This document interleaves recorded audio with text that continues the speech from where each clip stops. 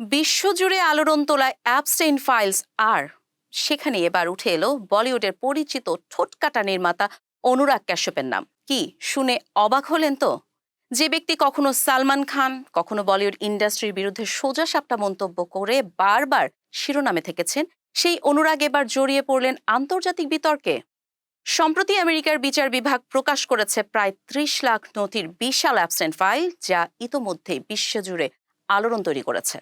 সেই নথিতে থাকা একাধিক ইমেইলে পাওয়া গেছে অনুরাগ কাশ্যপের নাম, যেখানে তাকে উল্লেখ করা হয়েছে বলিউড গাই হিসেবে। ইমেইলগুলো আদান প্রদান হয়েছিল ৩ ব্যক্তির মধ্যে। আলোচনায় ছিলেন কুখ্যাত যৌন অপরাধী জেফ্রি অ্যাপস্টেইন নিজেও।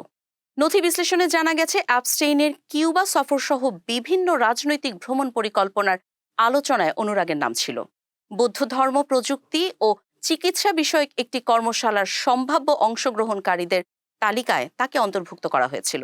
তবে এখানেই বড় বিষয়, অনুরাগ কাশ্যপ কোনো অপরাধমূলক কর্মকাণ্ডে জড়িত ছিলেন এমন কোনো প্রমাণ নেই।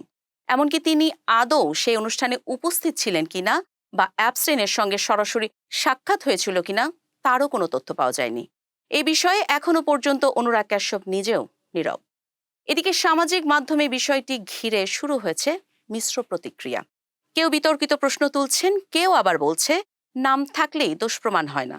উল্লেখ্য, এর আগেও বিতর্কিত ফাইলে উঠে এসেছিল নির্মাতা মীরা নায়ারের নাম। পাশাপাশি আন্তর্জাতিক মহলের বহু তারকা ও রাজনীতিকের নামও রয়েছে এই তালিকায়। অ্যাপস্টেইন ফাইলস নাম প্রকাশ নাকি সত্য উদ্ঘাটনের শুরু, চর্চা কিন্তু এখনো থামছেই না।